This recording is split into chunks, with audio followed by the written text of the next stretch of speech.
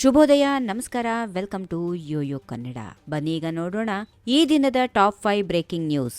ಕಾಂಗ್ರೆಸ್ ಪದಾಧಿಕಾರಿಗಳ ಪಟ್ಟಿ ಸಿದ್ಧಪಡಿಸಲಾಗಿದ್ದು ವಾರದಲ್ಲಿ ಅಂತಿಮಗೊಳಿಸಲಾಗುವುದು, ಹೀಗೆಂದು ಉಪಮುಖ್ಯಮಂತ್ರಿ ಡಿಕೆ ಶಿವಕುಮಾರ್ ಹೇಳಿದ್ದಾರೆ. ನಾಯಕರ ಹಿಂದೆ ಗಿರಿಕಿ ಹೊಡೆಯುವವರಿಗಿಂತ ತಾಲೂಕಾ ಮಟ್ಟದಲ್ಲಿ ಹಗಲಿರುಳು ಶ್ರಮಿಸುವವರಿಗೆ ಮಾತ್ರ ಪಕ್ಷದ ಜವಾಬ್ದಾರಿ ವಹಿಸಲಾಗುವುದು. ಯಾರಿಗೆ ಜವಾಬ್ದಾರಿ ನೀಡಿದರೆ ಫಲಿತಾಂಶ ಬರುತ್ತದೆಯೋ ಅವರಿಗೆ ಮಾತ್ರ ಪಕ್ಷದ ಪದಾಧಿಕಾರಿಗಳ ಪಟ್ಟಿಯಲ್ಲಿ ಅವಕಾಶ ನೀಡಲಾಗುವುದು.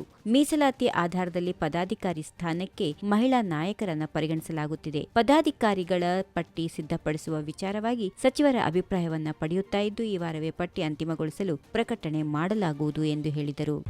ಗ್ಯಾರಂಟಿಗಳು ರಾಜ್ಯ ಸರ್ಕಾರಕ್ಕೆ ಹೊರೆಯಾಗುತ್ತಿವೆ ಎಂಬ ಗೃಹ ಸಚಿವ ಡಾ ಜಿ. ಪರಮೇಶ್ವರ್ ಹೇಳಿಕೆಗೆ ಸಚಿವ ಕೆ.ಎಚ್. ಮುನಿಯಪ್ಪ ತಿರುಗೇಟು ನೀಡಿದ್ದಾರೆ. ಮಾಧ್ಯಮಗಳ ಜೊತೆ ಮಾತಾಡುವಾಗ ಗೃಹ ಸಚಿವ ಪರಮೇಶ್ವರ್, ಹೌದು, ಗ್ಯಾರಂಟಿಗಳಿಂದ ಸರ್ಕಾರಕ್ಕೆ ಹೊರೆಯಾಗುತ್ತಿದೆ, ಆದರೆ ಬಡವರ ದೃಷ್ಟಿಯಿಂದ ಯೋಜನೆಗಳನ್ನ ಮುಂದುವರಿಸಿಕೊಂಡು ಹೋಗಲೇಬೇಕಿದೆ. ಆದರೆ ಶ್ರೀಮಂತರು ಯೋಜನೆಯ ಲಾಭ ಪಡೆಯುವಂತಾಗಬಾರದು. ಈ ನಿಟ್ಟಿನಲ್ಲಿ ಗ್ಯಾರಂಟಿ ಪರಿಷ್ಕರಿಸುವ ಬಗ್ಗೆ ಗಮನ ಹರಿಸಲಿದ್ದೇವೆ ಎಂದು ತಿಳಿಸಿದರು.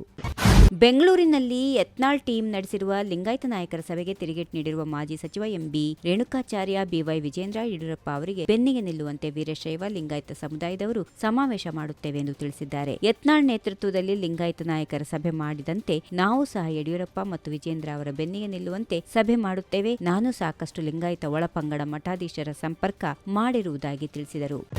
ಪರಿಶಿಷ್ಟ ಜಾತಿ, ಪರಿಶಿಷ್ಟ ಪಂಗಡ, ಇತರ ಹಿಂದುಳಿದ ವರ್ಗ ಹಾಗೂ ಅಲ್ಪಸಂಖ್ಯಾತ ಸಮುದಾಯಗಳ ಯುವ ಜನರ ವಿದ್ಯಾರ್ಥಿ ವೇತನವನ್ನು ಬಿಜೆಪಿ ನೇತೃತ್ವದ ಕೇಂದ್ರ ಸರ್ಕಾರ ಕಸಿದುಕೊಂಡಿದೆ ಎಂದು ಕಾಂಗ್ರೆಸ್ ಅಧ್ಯಕ್ಷ ಮಲ್ಲಿಕಾರ್ಜುನ್ ಖರ್ಗೆ ಆರೋಪಿಸಿದ್ದಾರೆ. ಕೇಂದ್ರ ಸರ್ಕಾರದ ಘೋಷಣೆಯಾಗಿರುವ ಸಬ್ಕಾ ಸಾಥ್ ಸಬ್ಕಾ ವಿಕಾಸ್ ದುರ್ಬಲ ವರ್ಗಗಳ ಯುವ ಜನರ ಆಕಾಂಕ್ಷೆಗಳನ್ನು ಅಣಕಿಸಿದೆ ಎಂದು ಅವರು ಹೇಳಿದ್ದಾರೆ.